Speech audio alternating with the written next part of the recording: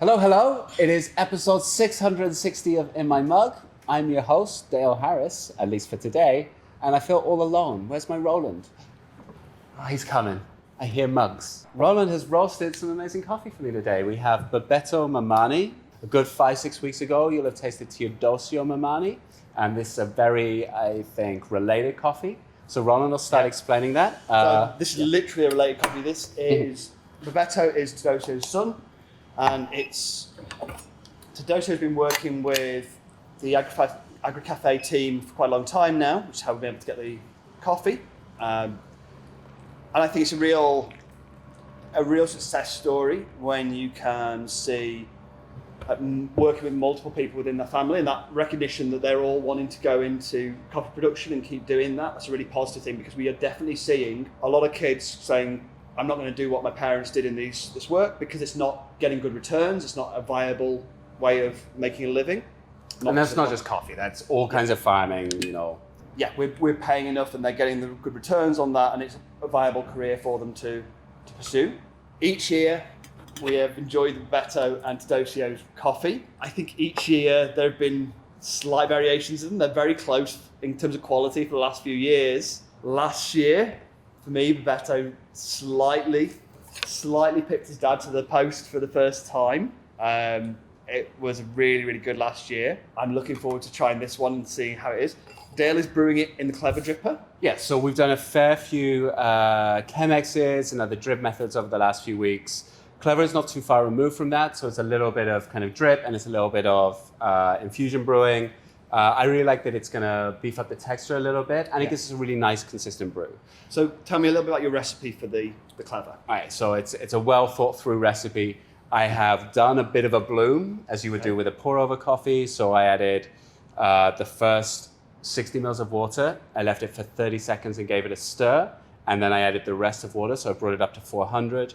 And then I've added another stir at the end of that. How much coffee was it, sorry? So I'm using 24 grams of coffee and I'm brewing 400 ml total. Great.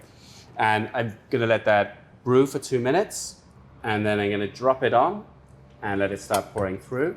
What you'll find is it tends to move through really quickly at the beginning and then it'll begin to slow down. So it'll be a much slower brew than those 2 minutes. It should be closer to 3.5. All right.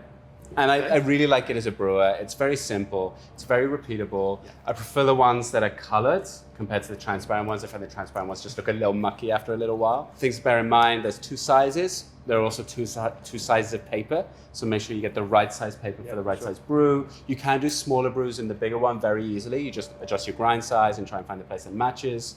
They come with a little drip tray so they don't make too much of a mess. They also come with a lid, and that lid helps insulate the temperature. So whenever you're not stirring or fiddling around with your brew, you should have the lid on. That'll hold the temperature in. You should also, once you've washed these up, be very careful about the little rubber seals at the bottom, because if you don't have it put together correctly, when you go to start brewing, it doesn't hold the liquid in, it goes straight through. Yeah. This coffee, it's a mix of Turin Catai wash process. So this is a traditional washed Bolivian. What that means for Bolivia is it's mechanically washed. They go through a depulper and it gets a second pass through with water through a scrubber to get rid of the remaining mucilage. It's a little different to some of those anaerobic ones we've been having last week, but very traditional for Bolivia. And I think we find the flavor profile here really matches what we'd expect from this coffee over the last few years. So that's 4 minutes. There's a little water still left in there, but we're going to run with that. I think that should be just about right. One of the joys of kind of any of these infusion methods anyway is there's a much smaller range of differences you're going to get from brew to brew. It tends to iron out some of your inconsistencies. You also have lots of different elements you can control. So you can adjust the grind, that will change how fast things move through. You can give it more of a stir or less of a stir, that will change that speed. But you can also change that beginning time. So I could then change this and I could put that down to drawing down after 1.5 minutes, stuff like that. All of these little changes, just like with an AeroPress, you can really customize it around your flavor preference.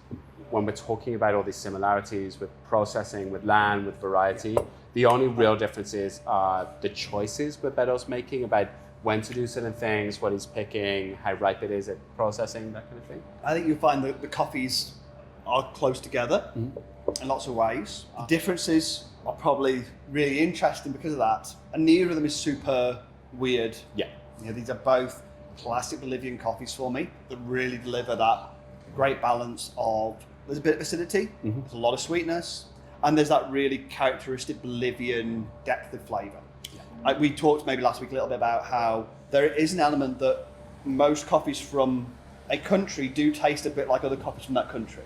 For me, Brazilian coffees are kind of the standard that lots of people expect. You know, a grape coffee from Brazil tastes like you expect coffee to be, but a little bit better. You know, that's a good starting point or reference point. Bolivian coffee tends to share many of the traits of Brazil, so great body, good sweetness, but it has a little more acidity, but not as much as you'll see in many Central American coffees. So it's a good kind of gateway for people to taste maybe what specialty coffee is all about without moving too far away from basic expectations of coffee. It kind of delivers in both points. So if you love Central American coffees, you'll enjoy a Bolivian. If you love Brazilian coffee and that kind of traditional flavor profile, it will also work for you. And it's a little stepping stone. It's got a lot more diversity than Brazil. Yeah. And it's interesting, the milk chocolate is a flavor profile that you might associate with Bolivian coffees as well as Brazilian coffees. But they're also very different kinds of milk chocolate. Yeah.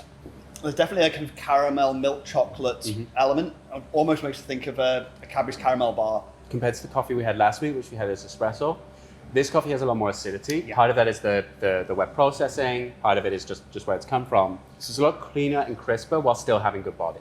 And sometimes it feels like there's a disconnect between cleanliness and body. That people expect heavy coffees to be dirty, and vice versa. This is great body, really satisfying, but it's also clean and crisp. It still feels like a kind of sweetness-driven coffee. And I think, as you say, that acidity in a coffee with a bit less sweetness and texture could be really intense. Yeah. Here it balances really nicely. So, Bebeto Mamani. Tirosio is still available as well, so if you do want to taste them side by side, that's something that you can do. I think it's fantastic. And really suits this brewer as well. And let us know which one is your favourite, who has won battle this year. The battle of the Mamanis. Yeah. Other Mamanis are available. Happy coffee.